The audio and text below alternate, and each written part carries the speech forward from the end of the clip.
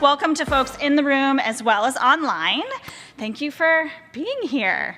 I currently work at Florida International University as an instructional designer in the College of Medicine, and I'm also an adjunct professor for student success.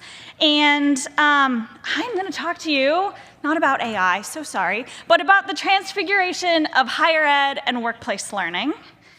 And I got to get my clicker going. All right, I think I'm good. So I'm going to start out with a story. My grandmother was from rural Northwest Ohio, Roberta Louise Boroff, otherwise known as Grandma Bobby. She was about 5'2". I always knew her with like gray, fluffy curls and constant smell of cigarette smoke. And she was incredibly observant and direct in her approach to you. But not without being like kind and caring. She was a nurse who worked the night shift her whole career and eventually became the lead RN at a university emergency room hospital. And there was this fierce determination in her spirit and just incredible intelligence. So her second child, my Aunt Jane, was born with severe physical and intellectual disabilities. And as typical for the 1950s, the family was told that Jane wouldn't live long and they should just let her die. And because of this laundry list of disabilities, that's how we should go. So this is Grandma Bobby and Jane. And as a kid, I was somewhat unsure of Jane. She was mostly nonverbal. When she was happy, she'd say, "Mum, mum, mum." She could walk, but unsteadily. And physically, one of her eyes was a little sunken. She had this bowl haircut that it wasn't very good, but it kept the hair out of her eyes. And she was often kind of banged up from falling or bruises or other people. But despite all of her complicated physical and intellectual disabilities, she learned in incredible ways. And she thrived. And she was exposed to some of the earliest educational programs for disabled people. And she learned anything from like flipping on a light switch to basic factory work, things that were funded by government and corporate funding. And my grandmother believed with 100% certainty that there were no barriers for Jane. And she fought aggressively that only barriers in Jane's environment and with those around her. So she had no problem of telling people who would get in Jane's way that they were the barrier, not Jane. And Jane lived to her fullest potential until about 62 years old. So this experience taught me that people are made really differently, that we learn really differently, and our paths are not all the same. So here's another quick picture of Jane. So my professional career has been in higher ed and within workplace training.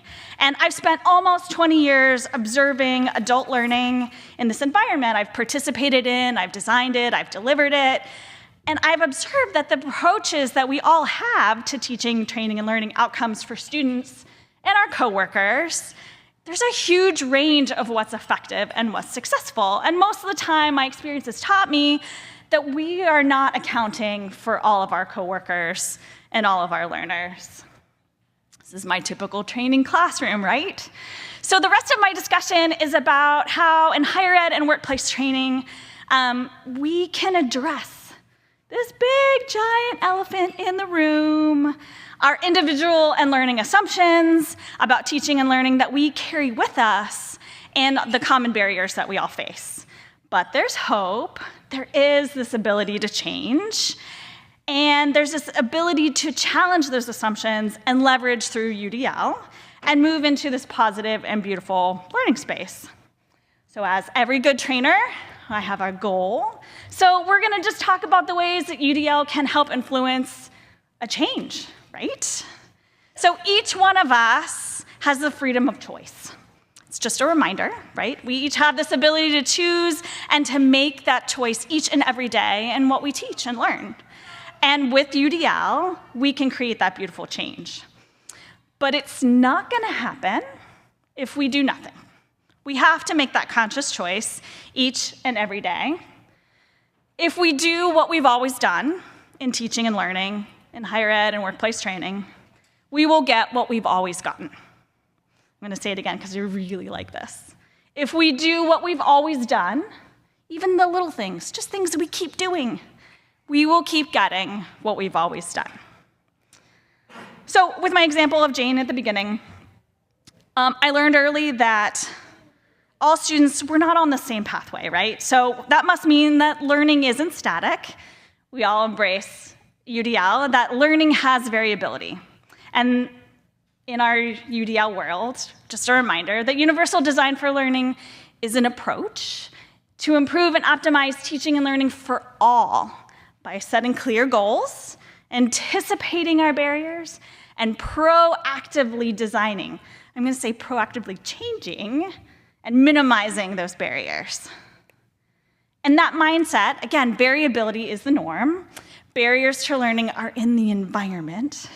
And our job in higher ed and workplace training, remember, we do have a job. It's to design for everyone. Okay, so quick little break. Think back to a time when maybe in your classroom, you as a student, you had this feeling that we weren't all learning the same, at the same pace. We're all in the same class together, right? It's just not happening. But the instructor, the trainer, my professional trainer, says we all have to learn this thing now at the end of the day. But why are we doing that? So this concept is based on this idea that came from a long time ago, right? So just as a reminder, the early 19th century and 20th century psychologists, they were doing learning theory based on just behavior experiments. Wasn't exactly real learning science.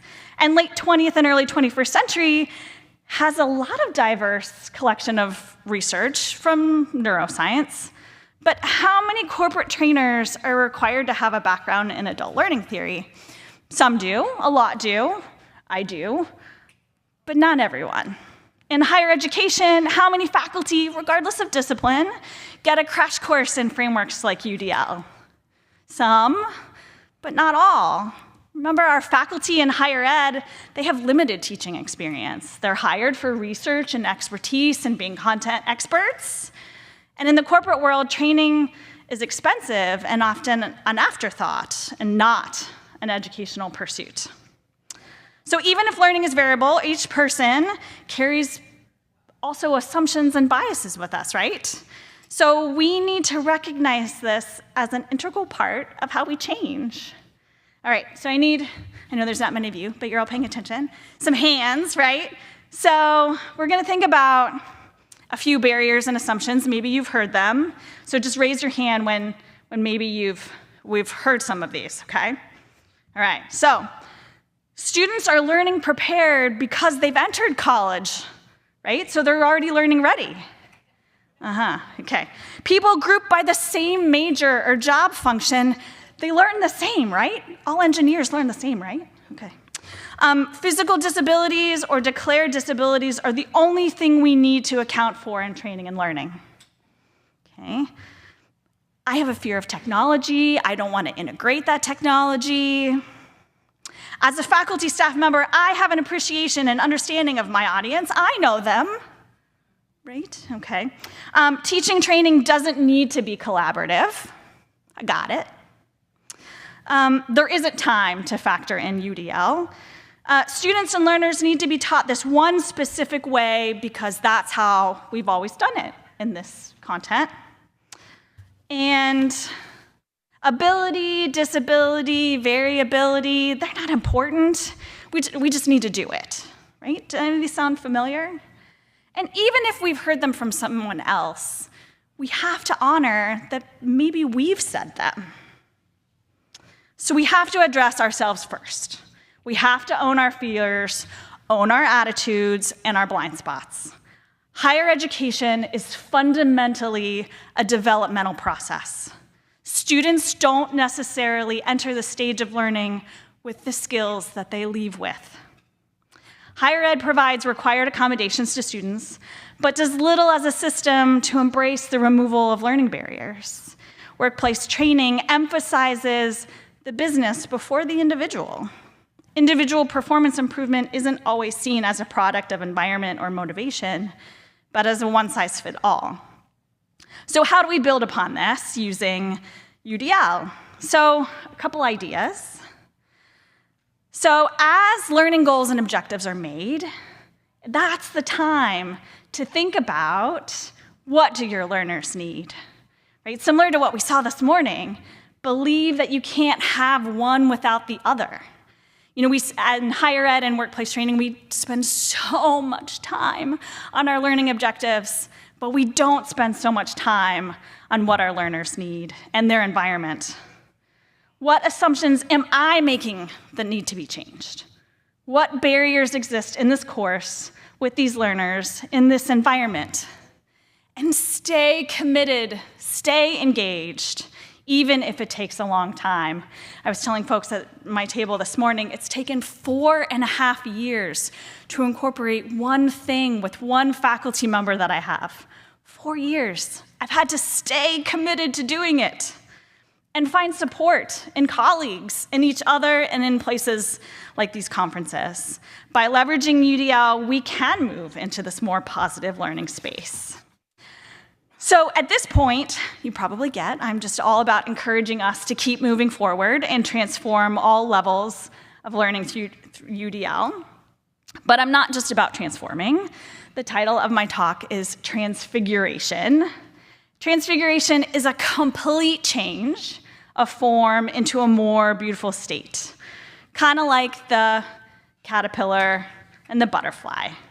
I work every day to make this happen, and not just transform higher ed and workplace learning, but we have the power to really usher in transfiguration for everyone, for all learning.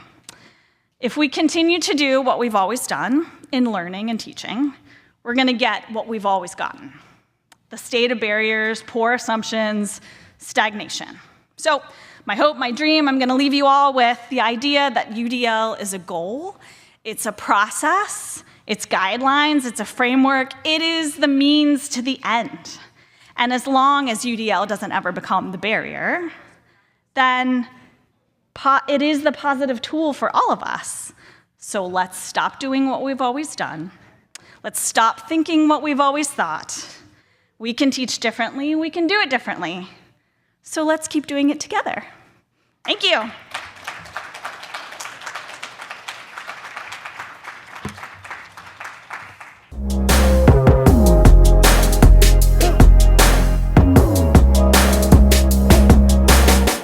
Okay, very good. Hi, everybody. I'm the guy who wears the silly colored things, except when I'm talking at a podium, and then I try to look a little bit more professional. It's hard for me. I'm more comfortable in that outfit. Thank you. That was so fun, and I think there's a lot of connections between what I'm going to talk about today and what you mentioned. Also, really nothing to do with AI, so if you guys are here looking for AI, it's actually, you're in the wrong place. But maybe next week's version of ChatGPT or something will do it. So I'm going to talk about Bach, I'm going to talk about Lady Gaga, I'm going to talk about Taylor Swift, Beyonce, BTS, and UDL. So it's very, kind of common talk at an education conference.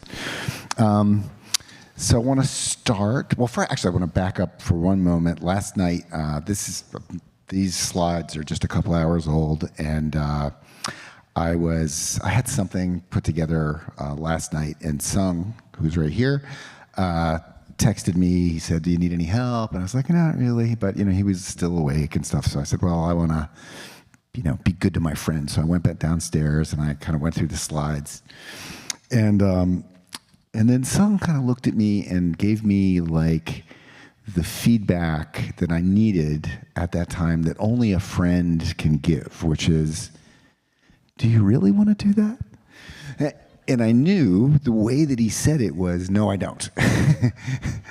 And that was really good. It was actually a good UDL moment, because that's the kind of feedback that only a friend could give in a particular way, particularly Sung. So the other good thing about it is that if this is really good, Sung will get some credit for it, and that's awesome. And if it's terrible, I can always blame him. So it's really, everybody wins. So, first of all, let's see, there's some breaking news that I wanted to share. This has come out from recent government reports. So these are facts now. This is not misinformation or fake news or anything like this. And are you ready? Here we go. It's a number. Does that number look familiar to anybody? It's 7,776,000,000. It's a really important number. You're going to want to remember this number for the rest of your lives. And until today, you probably don't know what that number is. But I'm going to lead you through some hints here. That happens to be about 96% of human inhabitants of this planet, a little over 7 billion. And it's something that these 7 billion people plus are engage in pretty regularly. And it's not directly related to survival or reproduction. So that's weird. How many interventions can you say that about, right? That almost everybody does and doesn't have a direct relationship to these basic survival functions. And it's also something that has been consumed in various ways. This is a picture of a cassette tape. I kind of put that out there if there's any young people. This actually is a way that people used to engage with this very common activity. If you haven't seen it, you'll see a bunch of them in landfills and stuff and at your grandparents' house. More commonly, though, it's music. Right? Almost everybody in the planet likes music.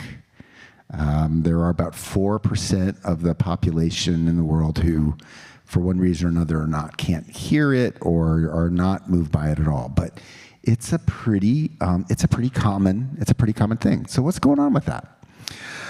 So if it's something that all of us, almost everybody does, you could use the word universal.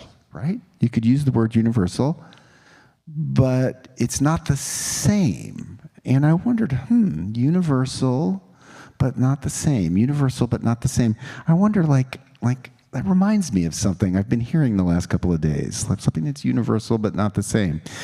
I wonder what that is. So, music comes in so many different flavors and forms. A few weeks ago, Sung and I were having a conversation about an article in the New York Times about who was more popular, the Taylor Swift or the Beatles. And it's a really good article. It's great data science stuff if you're interested in it. And you can see here, it's really interesting that Taylor Swift is very popular now, got more popular over time. The Beatles started out really popular. So anyway, it kind of depends. Through a couple of days of going back and forth, we determined that, in fact, it was not Beyonce, not Taylor Swift or Drake. It was, in fact, BTS, the Korean band who is the most popular in the world right now. But the most important thing from that exercise was really this concept of all the different kinds of music that exist. So all around the globe, there are different kinds of music that people are interested in, that they are moved by, that they listen to at various times. Things change, but there's incredible variability, right? Clearly even way more variability than the music industry thinks. And again, that reminds me of something, right? We talk about variability a lot in universal design for learning. So music has a bunch of functions, right? There are religious and ceremonial reasons that people listen to music. There is identity and culture and connection to others. We feel bonded to people who are interested in similar things. That makes us dance. It makes us sing along. We go to live music. We pay money for it. We see it in sound and music, sound and television and movies. So it's really all over this, but it's incredibly variable. And then it's also important for social and political things.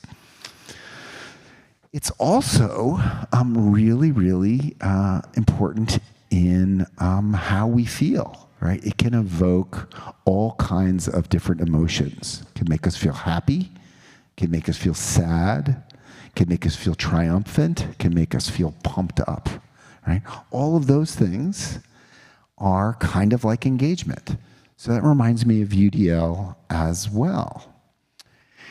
And this is a UDL talk, and so if you're talking about UDL, you have to talk about brains, right? Like that's kind of a requirement, and I've got a few brain slides for you. First one is, you probably are well aware that music is actively engaged upon in the brain. This is a simple way of saying it left-right. Turns out that that's an oversimplification of how the music gets processed in our brains. Here is a PET scan comparing the brain at rest to the brain listening to music. Most people are familiar with seeing PET scans at this point, but it shows that there's more activity, more glucose being burned while listening to music. The other thing to notice is all of the different regions of the brain that are engaged. So if you look in a little bit more closely, compared to other things, like even in language, music takes into account many other things. So there is the corpus callosum, which connects the right and left part of the brain, the motor cortex, the amygdala, the auditory cortex, the sensory cortex, the hippocampus, the visual cortex, and the cerebellum are all engaged in. That's way more than math or way more than literacy.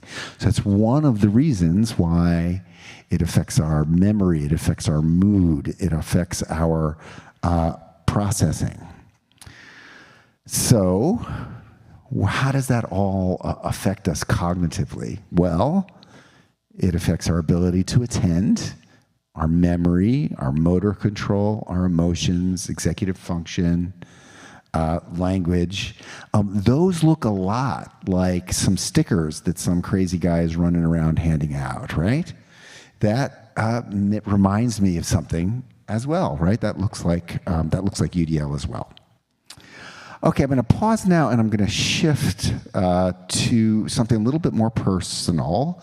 I've been in this field for a number of decades now, and I've been working very hard, and I know many people have worked very hard, and we really have done some really, really amazing things. At the same time, our progress has been pretty slow in a lot of areas, and it does seem to me, as someone who's been around for a while, that there's a bit of, a little Groundhog's Day. That we're not having, the kids aren't reading fast enough. They're not getting math fast enough. There's some dropouts are a big problem. And then we forget about dropouts for all, and then it comes back. So we don't seem to be solving things, right? And progress seems to be incremental. And that bums me out. The first grant proposal I wrote was for dropout prevention in 1989. I could use the same introduction today, almost word for word. And that bums me out. I don't like that. I want to be able to move on and take on something new and different. So that's where I'm going to start connecting this notion between music being a little bit different, right? Maybe we need to think of things not more or more intensely, but maybe we need to think about these things a little bit differently. When we look at evidence-based practices, they don't always work. Throwing money at problems doesn't always work. We've spent $30 billion on reading since the year 2000, and the reading scores are the same. And we still have a standards-based education system that still basically says every kid learns the same thing at the same rate at the same time. And I'm not sure that that's cool. So, next part of the story is I've had some experiences where I ran into people who thought about things a little bit differently, put a different angle on it. And I was at a conference at Stanford about 10 years ago where it was kind of a summit, and we were trying to take stock of where we were. And we were talking about data and assessment and personalized learning. And Louise Yarnell, who was our colleague at SRI, she got up in front of a room like this and she said, I've been doing this for 15 years. And I don't think I've ever heard the word joy. 15 years, never heard the word joy. And I was like, damn, I don't think I've heard the word joy either. And that's kind of awful. Okay, put a pin in that. Then we had a project in Montana where we got to drive all over that wonderful state. And our colleague Liz Cristiano, we'd had hours and hours in the car because of these long distances. And she's so alive and insightful and just full of life and interested in everything. And she would get excited. She said, like, we have to measure like how kids are being curious and how they're being creative and how they look out for each other. And I was like, well, you can't get any money for that. Or, like IES says you can't measure that. And we would go, and then at the end of one of these long drives, she looked over at me and she said, how come we can't measure anything that matters? Think about that. Later that year, I was at South by Southwest, which is a great conference. I encourage you to go. Second to this one, it's the best. And I went, and I walked in, and the place was crawling with kids, playing. They were doing presentations, interacting with each other. And I was like, oh my God, there are kids here. What the hell? And then it made me think, like, how ironic is it that all of us go to all these conferences, we spend public money to come, and our clients, the kids we work with, are never there. What the hell? We should have kids at this conference, right? They're the ones that we should be learning from. So that made me think, how could things be different? One more little anecdote. Some of you may have heard of David Rose. He was the founder of CAST and one of the founders of UDL and had been at this conference many years, still on the board of CAST. Amazing guy, one of my mentors. He stood in front of, at the Office of Special Education Programs about 10 years ago, and did this presentation. It was called From Bach to Lady Gaga. And he talked about pitch, differences between his wife, who has perfect pitch, and himself, who does not have perfect pitch, and how in certain circumstances he was considered to be the person with a disability, but in others she was. And it was an amazing speech. People came out of there thinking like their minds were blown. I was like, oh my God, I've never thought of it that way. Variability, universal design for learning. And one of the most amazing things about that speech was it was so unusual. Usually it's like, I'm gonna do continuous improvement, or I'm gonna do RTI, or I'm gonna do another thing with a pyramid, or something like this. And it was so different. So it really stuck out. It's like, maybe we can do things a little bit different, and maybe we may benefit from doing that. So, because this is a UDL talk, and I think Mackenzie more or less said we could do whatever we want, not even AI, I thought we could just have some questions. So thinking about music, what if we thought of teachers as songwriters, producers, performers, members of bands, members of orchestras? What if we thought about kids that way too? When we hear music, our minds are opened up in a different way. Maybe there'd be more joy, right? What if the classrooms were like concerts that we wait in line to get to, right? That we pay money for, that we remember for our whole lives. Why couldn't it be like that? Why couldn't our educational experiences be like playlists in Spotify that we would curate and love and share with others and take memories with us forever? Why? Why couldn't we have that? Why couldn't I have a reel for my college years? So talking to people the last couple of days, and I was working on a proposal a few weeks ago with a bunch of youth. I've met lots of people here and in other places who really are producers, are teachers, are producers, are performers, and are engaging joy, creating, expressing, bringing some of the things that we see into music into education. So I think that's something worth considering, and if the UDL crowd doesn't do it, who will? So I hope you join with me, find joy, bring music, bring musicality into your own work, and maybe it'll make a difference. Thank you.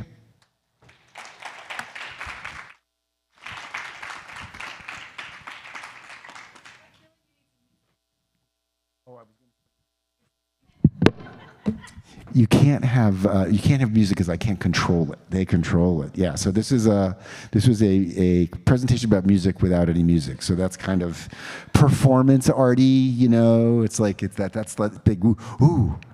Yes. So are we supposed to take questions? Are we supposed to take an early lunch? Any comments? I did want to mention. I thought like the idea of the butterfly. I thought that was beautiful. I think that kind of is consistent, and absolutely continuing to do the same thing that we're doing, we're going to get the same outcome. So let's think about it a little differently. Any comments? Are there opportunities for people online to comment or anything like that, or how's that working? Yes? No? Yes?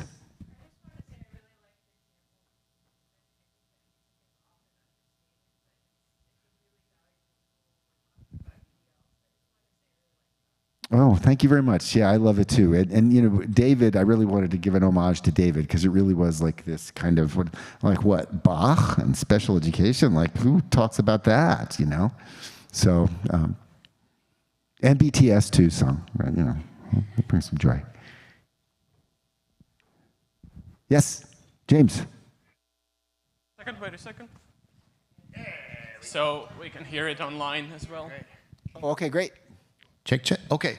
So there's there's increasing conversation around impact, right?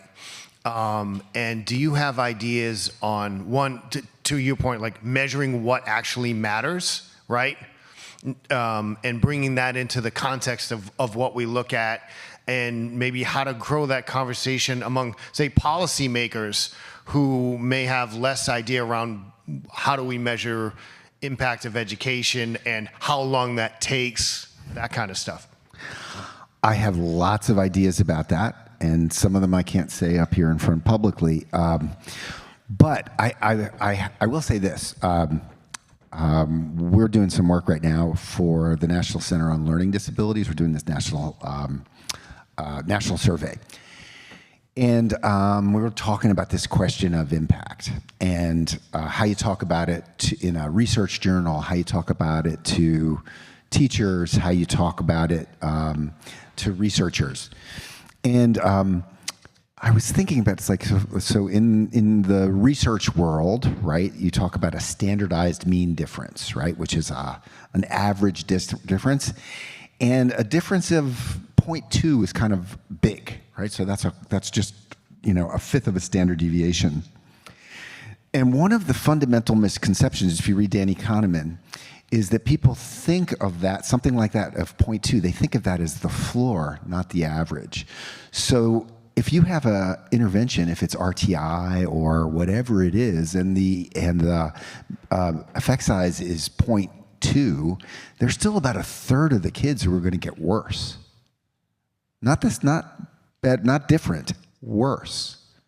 So if you're standing in front of, if I'm a teacher and I have implemented Read 180 or whatever, and I'm doing it with fidelity and doing it well, and the class on average is getting better, there's still a bunch of kids who are not. Most people don't actually understand that. Similarly, on this thing for NCLD, we were talking about the relationship between support in high school and success after school. And this was an attitudinal scale from 1 to 5, like not supported at all to very supported.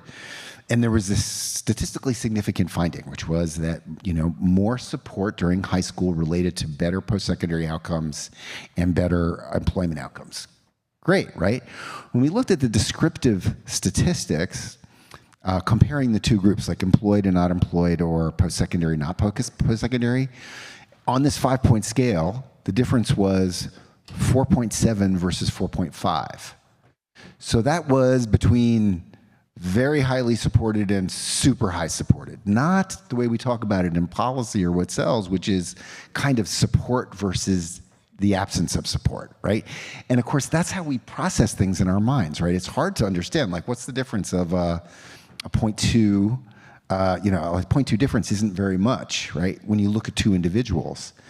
But at a population, it makes a huge difference. So if you look, think of, for example, you look at a 89-year-old and a 90-year-old, probably you couldn't tell the difference, right? But that extra year, that costs Social Security and Medicare millions and millions of dollars. So at a population level, it matters a lot. At a classroom level, individual level, harder to see. So I think that we need to be more cognizant of all of that complexity. And I think one of the reasons that like the impacts conversations are unsatisfying is because people see that. Like they see a 0.2 only makes sense to researchers, right? It only makes sense to researchers. And then people trying to like, well, I saw a bunch of kids didn't do well, so it must not have worked. So did I answer that? Yeah. Thank you. Okay.